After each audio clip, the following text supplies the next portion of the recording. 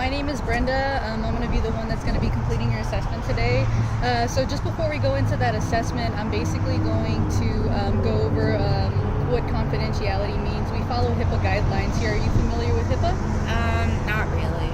Okay, so basically whatever that's said here is kept confidential. I'm not allowed to, tell anybody anything of what's discussed here today unless we have written consent from yourself. There are some ways around that. If I feel like you're ever a harm to yourself or to others, then I can go ahead and I can report some of the things that we're talking about to the right people. Another thing that we're going to discuss today is we'll be completing an assessment, and what that assessment will do will determine what level of care that's going to be that we're going to bring you into services for. After we do that assessment, I'm going to get identify some strengths, and we'll identify kind of like a plan, create a treatment plan, and then we'll go from there. So do you have any questions before I start? No. Okay, so can you tell me a little bit of what brought you in today?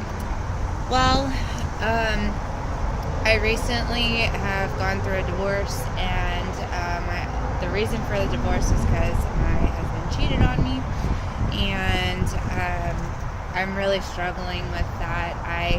I don't want to be over the relationship. I didn't want to be divorced.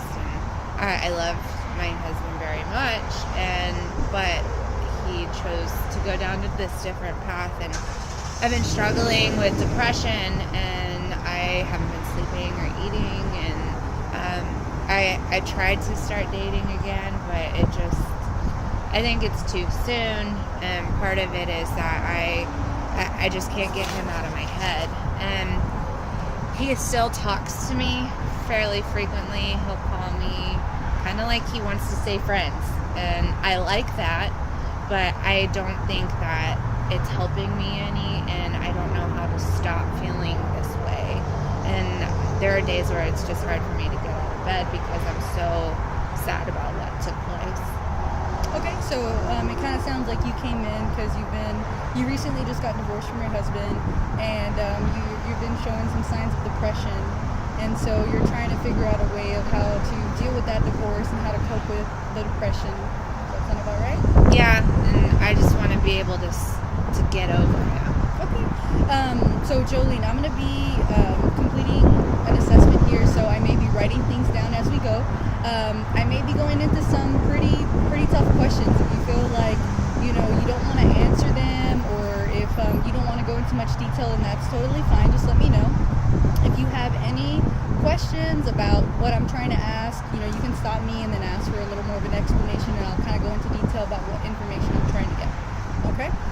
So you did mention that you haven't been sleeping very much. Can you tell me about how many hours of sleep you get a night? It's kind of sporadic. Some nights I'll get 4 or 5 hours. Some nights I'll only get 2.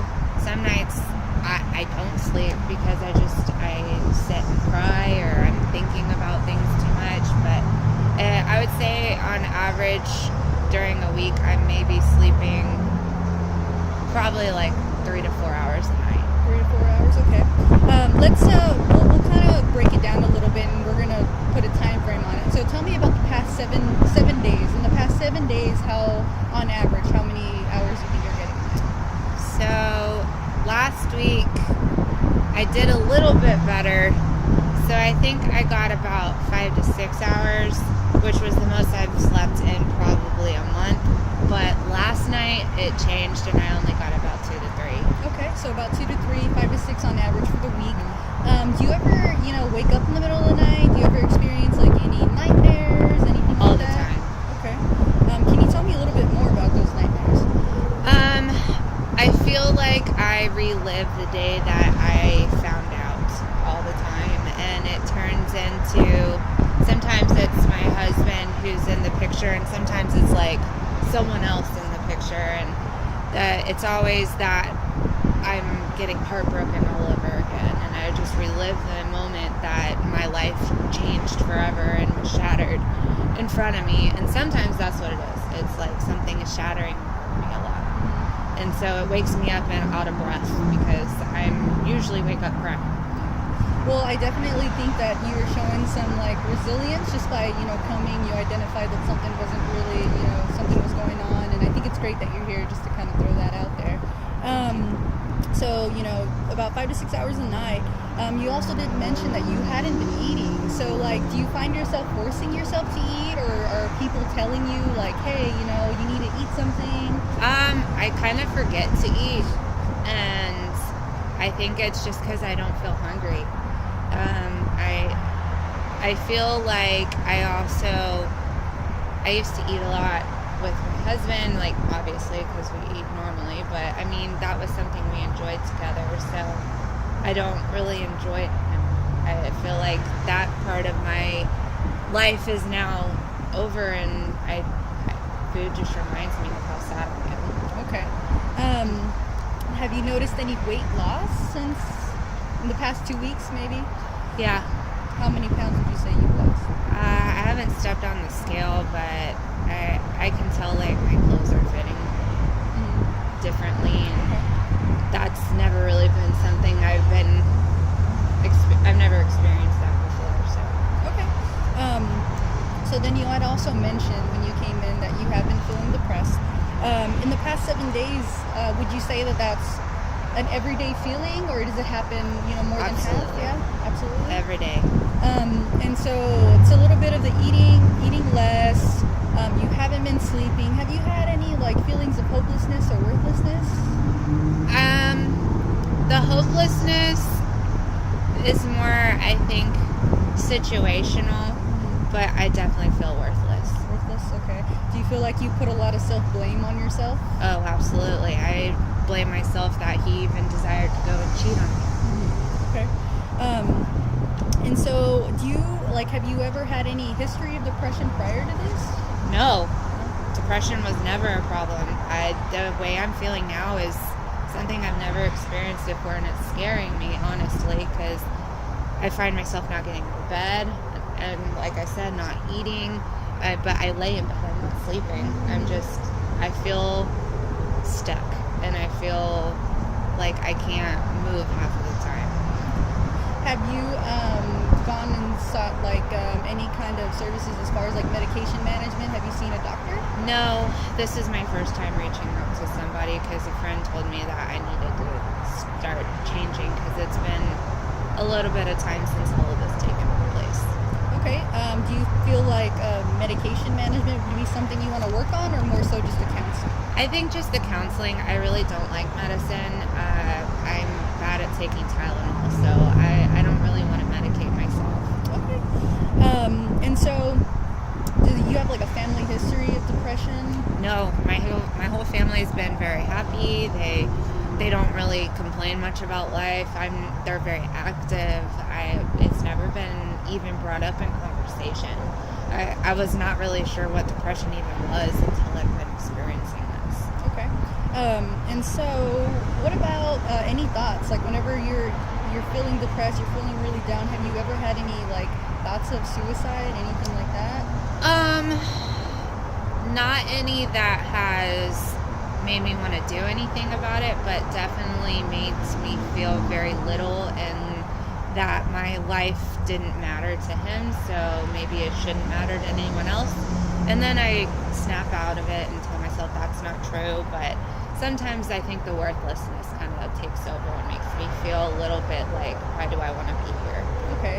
So, maybe some thoughts of just, like, not wanting to be yours, but you've never actually had a plan or any intent? No, I never want. I know that this is a stage, but it's just not an easy one, and I have a lot of life left to live. Yeah, and that's good. It sounds like you're future oriented a little bit, and you're here for a reason, and I think that's great as well. So the next part of the assessment is to basically identify some strengths, and so just talking to you, asking some of these questions, I've seen that you're resourceful. You know how to come to the place to find what services that you need and things like that. You're resilient. You know what I mean. You know where to come. You are future oriented, as I said. And so, can you tell me a little bit of, like, what are some other tools that you've used in the past when you've tried to, like, overcome a difficult situation? I think that I've used my family a lot whenever that's come around, but I don't live in the same city as my family, so that's been difficult this time. They live in a different state, actually, so that's been a little bit difficult, but I've used them. I have talked to my family. This has been really hard because I feel ashamed of what took place, so it's hard to reach out to them. I have friends that are very supportive that has helped me through this. They've actually been really good at letting me sit and wallow at times, but they're the ones who encourage me to get help too. I exercise. I like to exercise, and that's kind of my outlet, but recently that's kind of been a little less, I think, because my energy has been down. Okay, so you have a good family, you have good friend support, you like to exercise. Do you have kids? No. No kids, okay. And are you living by yourself? Do you have a roommate? Currently, I'm staying with a friend because I am trying to just get back on my feet because the house was in my husband's name. So he's living there. And he tells me, like, he'll help me, but I don't want his money. I don't want his help at this point, as much as I love him and I want to be around. But I'm living with a friend currently and trying to save up enough and find the right place to live to start over. But I just have had a hard time even getting motivated to do that because that makes it too real. Okay. Are you currently working? I am. I thankfully have a job that's very willing to work with me, and I've had a lot of time off to kind of cope with this. But yeah, I work a full-time job majority of the time. Sounds like your job's pretty supportive. They are. I've been working there for a really long time, and I earned my PTO pretty much because that was something that was important to me, and luckily I have a boss that I've worked for a really long time and understood the situation and was able to let me take time off. Okay. So you're definitely getting paid right now. You want to save up some money to get your own place and start over? Yes. Okay. So what this next part of the assessment is going to be is going to develop. We're going to be developing some plan or some future goals. The whole point of services with us definitely are targeted to what you want to do, not what we want to do. So I want you to kind of guide me and try to see, like, more or less like what your main priority here is to do, and then we'll kind of go and we'll break them down a little bit. Okay. So what would you say is your first primary goal? To get over him. Okay. Because the moment I do that, I feel the moment I can live my life. Okay. So then kind of sounds like you may benefit from some counseling, right, on one-on-one. Based off of the assessment that we did do, we did identify that you would qualify for the counseling services. Those counseling services are based on individual basis once a week for 1 hour every week. Okay. Is there like a certain time that you're available, a certain day out of the week? Well, like I said, my job's pretty flexible with me, but I do want to start going back to work, so I need to try and not take as much time off as possible. But I think late afternoon would be okay, and it seems like Fridays are good days. Okay, we can definitely do that. And so late afternoon, maybe between 3-5 p.m. Does that sound good? That's perfect. Yes. Okay, I'll make sure I'll write that in your notes so that way our scheduler can put you in at those times. And so for that, basically one of your goals was to get over him. We're going to identify, ways in which we can get you to that goal. Any other goals that you have in mind? I just want to feel normal again. So really, I think getting into my own place is a big priority for me right now, because living in someone else's home just makes me feel like a stranger and like I don't have a home anymore. So I need to establish my own place. From the assessment that I did, it kind of did sound like we needed to address some of those depressive symptoms. some of those things that are going on, how open are you to, therapy as far as with learning how to cope with that depression? Oh, I'm really open because I'm a fish out of water with this. I've never felt this way before, so I'm all ears because at this point I don't want to feel this way anymore. Also don't want to continue having an unhealthy lifestyle. It doesn't help me to exercise, which is something I enjoy. So if I'm not sleeping or eating, I know that doesn't help me. Okay. So maybe also regaining some of the things that you've lost while going through this time. Absolutely. The exercising. And so do you feel like maybe family or friends like coming in, would that help you? Not at this time. I think this is something I need to do on my own because I've depended on someone else for so many years of being married, and I need to learn how to stand on my own 2 feet. Okay, so more individual based. Absolutely. Okay. So from what I've gathered here is we've identified that we're going to be meeting once a week, preferably on Fridays, between the hours of 3 and 5 p.m. Some of your main goals that we have is, for one, is to get over your ex-husband. Second one is to get into your own place so that way you can become independent. And then the third one is to kind of address some of those depressive symptoms. And then the last one is to kind of find your groove back into like your old routine, going to the gym, things like that. Yes. Okay. Anything else that you may have in mind as far as like any goal setting that you have?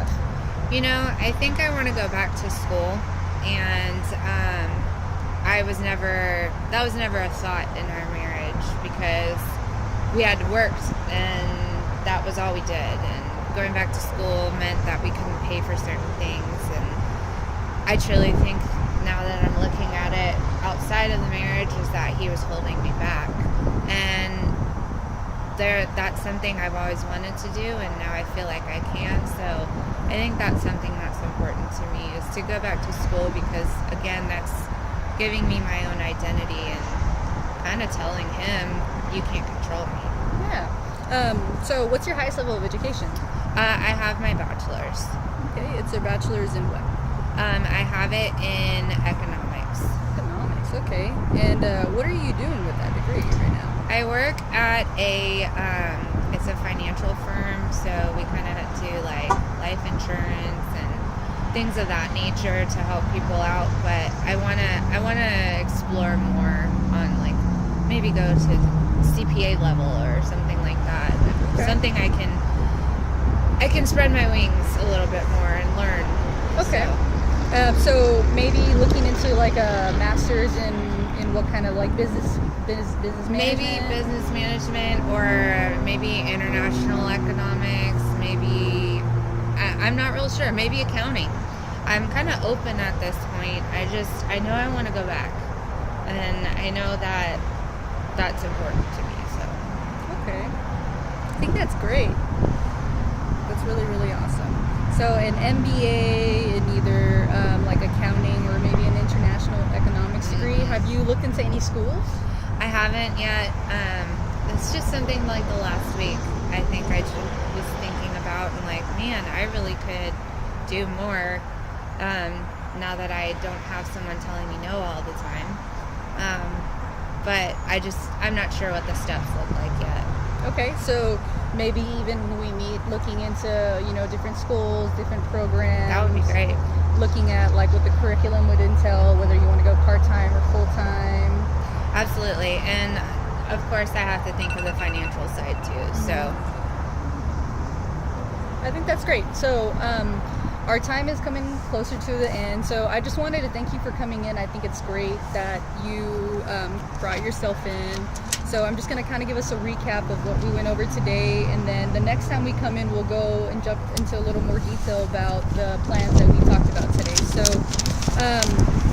we did your assessment, we identified some strengths, then we went ahead and did some planning.